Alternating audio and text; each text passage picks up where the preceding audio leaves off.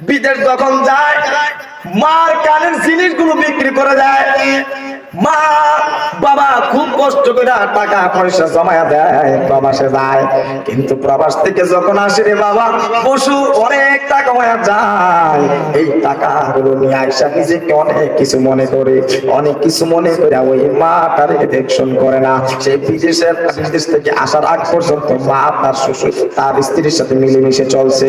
কিন্তু সে যখন দেশের মধ্যে আইছে, তার বউ তারে কয়েকটা কথা বলছে, ওই তোমার আম্মা আমার খাবার পছন্দ করে না, তোমার আম্মা এটা পছন্দ করে না, তোমার আম্মা এটা পছন্দ করে না, বিভিন্ন ধরনের মিথ্যা কথা বইলা এই জামাইটার কানটার দুলা করে দেয়। দুলা করে দিলে ওই সন্তান যায় মারে কয় আম্মা, ডাক্তার দিব খুব মায়া কইরা, কইব আম্মা আমি আপনার একটা কথা বলি। কই কি বলবা?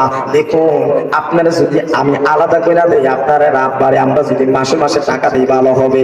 আচ্ছা বলুন তো দেখি, যেই মাটা এতদিন আপনার এই লালন পালন করলো, যেই মাটা এত কষ্ট করলো আপনার জন্য, যেই মাটা 10 মাস 10 দিন গর্ভে ধারণ করলো, যেই বাবাটা এ বন্ধু, যেই বাবাটা সকালবেলা বাইর হয়ে গেছে, বাইর হয়ে যাইয়া এই ঠান্ডার মধ্যে শীতের মধ্যে ঠান্ডা পানির মধ্যে নামলে ঠান্ডা লাগবে এটা চিন্তা করে নাই। এই বাবা জমিনের মধ্যে নেমে গেছে, ঠান্ডা পানির মধ্যে নাই মা এই ক্ষেতের মধ্যে জ্বালা লাগাইছে। বিকালবেলা এসে বিকালবেলা টাকাগুলো নিয়ে চ্যাংগার বাজার থেকে বাজার করছে, বাজার কইরা আবার তোমার ঘরের ভিতরে দিছে, দেওয়ার পরে তোমার আম্মা রান্না করছে, তুমি তৈরি খাবার খাইছো। তুমি সকালবেলা ঘুম থেকে উঠছো 10টার সময়, সকালবেলা তোমার আব্বা এই খাবারটা রেডি করতে তোমার জন্য কত কষ্ট হয়েছে এটা তুমি চিন্তা করো নাই। দুপুরবেলা যে তুমি খাওয়া দাওয়া করলা, এই দুপুরের খাবারটা যে তুমি খাইলা, তোমার বাবার জন্য কতটুকু কষ্ট হয়েছে এটা তুমি চিন্তা করলা না। এ বাবা আসার সময় চলে গেল, নামাজ তো পড়লাই না, কিন্তু খাবারের সময় এসে হাজির হয়ে গেলা। খাবারটা যে কেমনে তোমার আব্বা হাজির করলো দিল, তুমি এই জিনিসটা তো কোনোদিন তুমি চিন্তা করো নাই।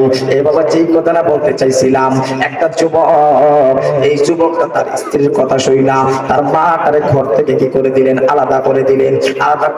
আলাদা যখনটা কইরা দিছি, আলাদা কইরা দেওয়ার পরে মা জননীটা বাবা তারে ভাঙ্গা একটা ঘরের মধ্যে জায়গা দিলেন। আর সে বিদেশ থেকে আইসা বড় একটা বিল্ডিং করলে, ওই বিল্ডিং ঘরের ভিতরে রুম হচ্ছে 3টা।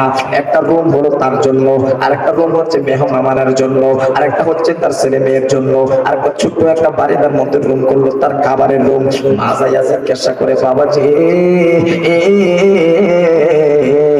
আজকে তুমি তোমার ঘরের জন্য মেহমানের জন্য তুমি রুম বানাইলা, তোমার স্ত্রী তোমার জন্য রুম বানাইলা, আজকে তুমি তোমার সন্তানাদের জন্য রুম বানাইলা, কিন্তু আমি মা যে তোমার 10 মাস 10 দিন গর্ভে ধারণ করলাম, আমার তোমার বাবা যে সকালবেলা বাইর হইয়া গেলে সারাদিন কষ্ট করছে তোমার খাবারটার জন্য, তোমার খাওয়ানোর জন্য, আরেক বেটার গাড়ি শুনছে, কথা শুনছে, এই চিন্তা কি তোমার নাই?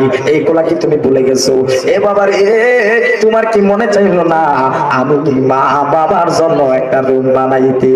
ওই আম্মা গো, আপনার রুমের কি দরকার? আপনার কি রুমের কি দরকার? আপনার তো একটা ঘর আছে, যেই ঘরের ভিতরে পানি ঢুকে, যে ঘরের ভিতরে পানি ঢুকে, এই ঘরটা রাখছে মার জন্য।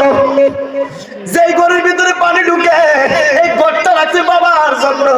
আর সে বিদেশ থেকে আইসা টাকা ধুমধুম করাইয়া বিল্ডিং করছে তার জন্য। আচ্ছা বলেন, এমন সন্তান আমার দেশের মধ্যে আছে না নাই? এমন দরদি ববে কে হবে না আমার মা গো।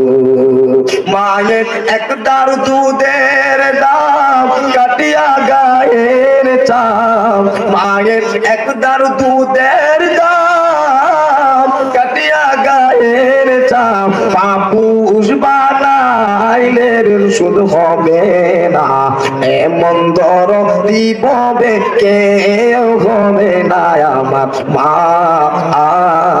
গো। এই যুবকটা যখন এসে বিল্ডিং করলে